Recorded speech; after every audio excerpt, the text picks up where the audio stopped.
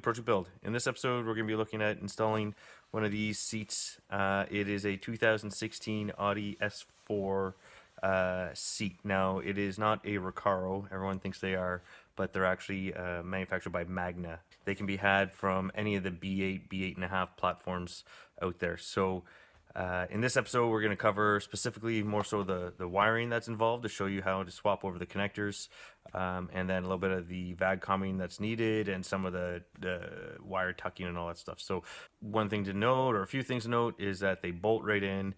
You do not need to grind off any tabs at all. You don't need to swap over the seatbelt connector or the seatbelt receiver.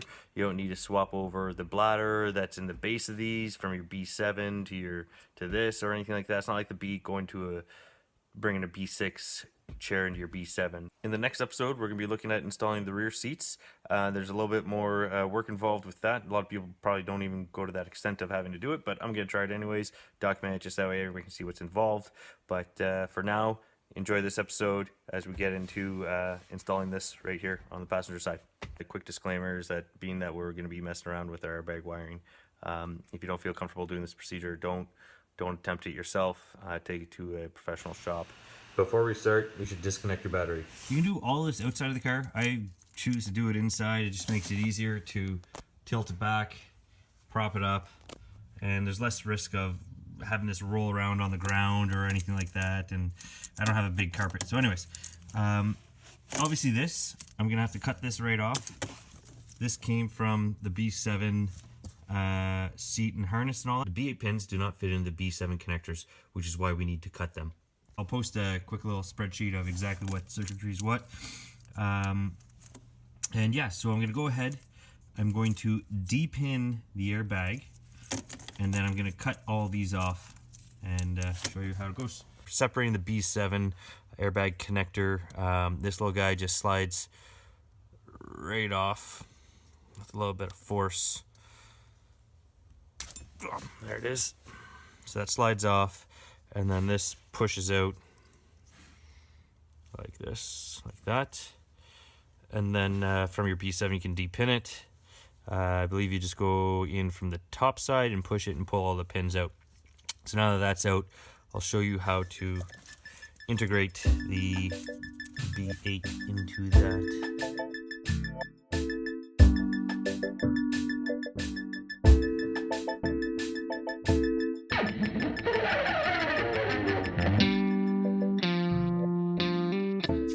Looks like there's two other tabs here as well that hold it in place.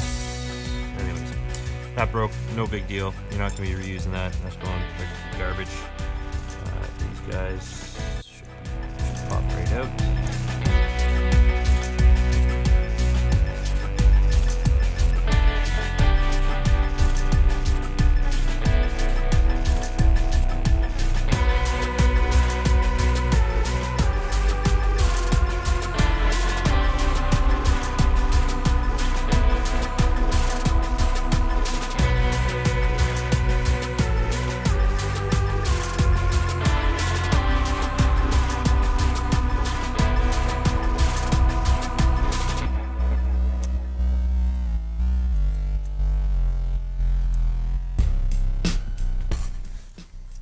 So the main difference between the two plugs, at least the pins, is that the B8 has this little tab, I don't know if you can see it, that rises up, and it doesn't allow that to go in. So what I've done is I just literally file that down.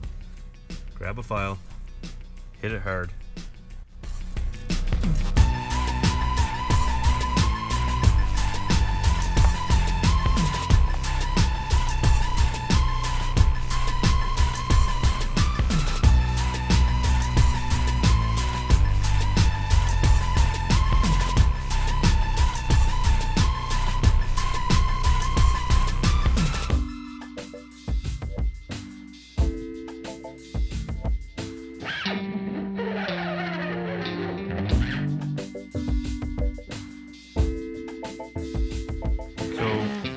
with them all pushed in, this little connector here also kind of keeps them in place. It's got slides that locks it all in. that. And then you close it all up.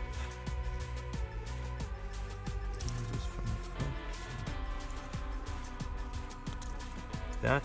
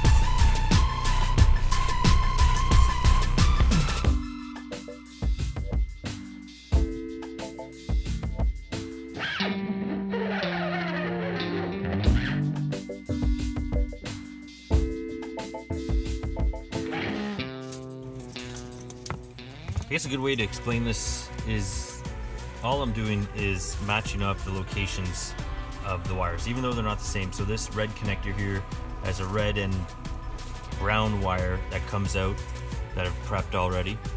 So that comes out at whatever pin that is, number 2. And I'm just making sure that this pin number 2 down here, I don't even think it's pin 2 on this one. Yeah, it's still pin 2 there, so even though it's different colored wires, that's where that pin gets relocated to. So I'm going to be cutting it off here and slamming it into that, as I have been, and working our way from there.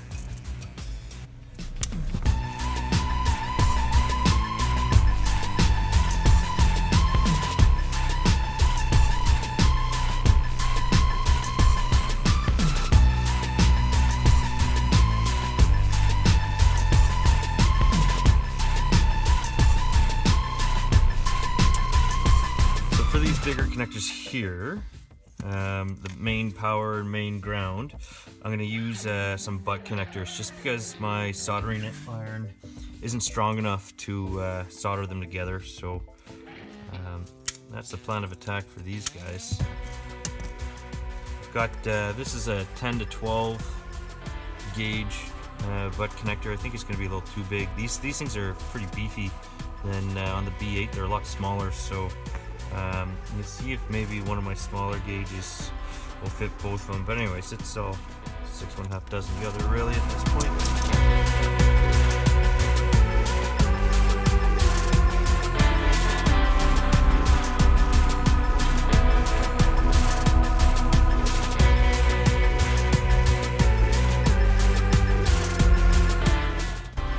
So that's pretty much it for all the wiring. I'm going to plug it all in and see that everything works, and then I'm going to shrink all these down.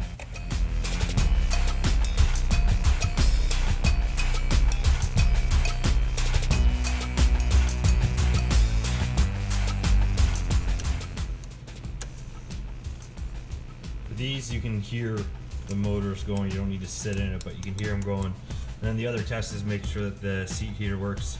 But I'm fairly confident that it does if all this other stuff is working out.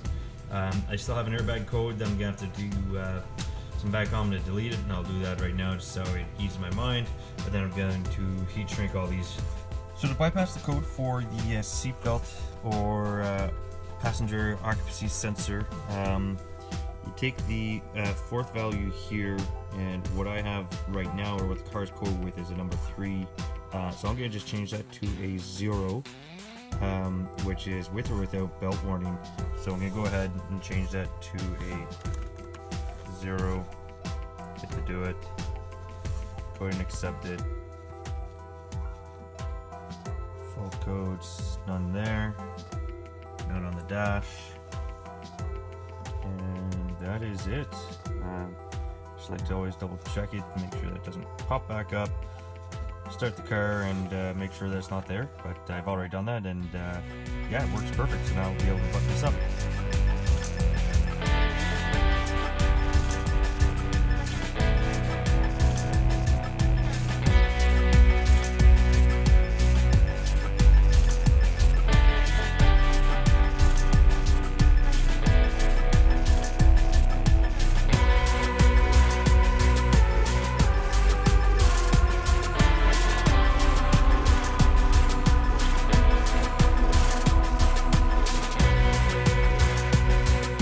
One thing I've noticed with the passenger side is that the B8 harness is much shorter than what's on the driver's side. So it's so short that where this restraint clips onto, and with the seat fully back, the seat's already fully back right now. There's no way that this is going to reach this location, the stock location. So unfortunately, what I'm going to have to do, I don't like it, but I'm going to have to do it, is do a kind of put the cover on in this manner, like this, with the airbag harness sneaking in between and underneath, just so I could get it all in.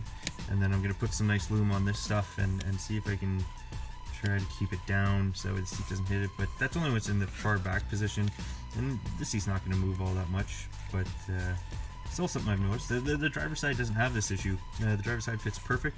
I'll show you that right now. But for the passenger side, what I probably would have done, knowing this, is that maybe I would have reduced some of this length, so that way whatever I have sticking out isn't as long, and or maybe considered actually splicing the airbag harness so that way it's all the same length and feeding into this and then coming in. So I'll go show you the driver's side right now. Here's the driver's side, fitting nice and flush and doing everything that it needs to do. The one thing that I had to do with it was I had to trim the cover to clear all the cables that are tucked away in there. But otherwise it fits nice and flush and as it should. The seat goes all the way back. So here's the finished install. Got it all loomed up, some bigger loom where all my splices were, and then I shrunk down the loom, or used the OEM loom to where it needed to fit that connector.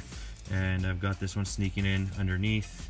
I've tested it. I'm fairly happy with the way everything coils and retracts as the seat's moving. So now the final step is to literally just bolt it down. It's an M10 triple square at all 4 corners like any other seat, and there's no tabs at the back here. There's some locating tabs on some other seats. You have to grind them off. These ones I don't. The locating tabs fit perfectly, and yeah, so we'll bolt this down. So for the seat belt, it clips right on. It's not a problem. Like, this is the easiest part to the install, really. There you go. So that's it for this episode, guys. Seats are in, fronts are good, and next episode we're going to be looking at doing the rear seats, so stay tuned for that episode.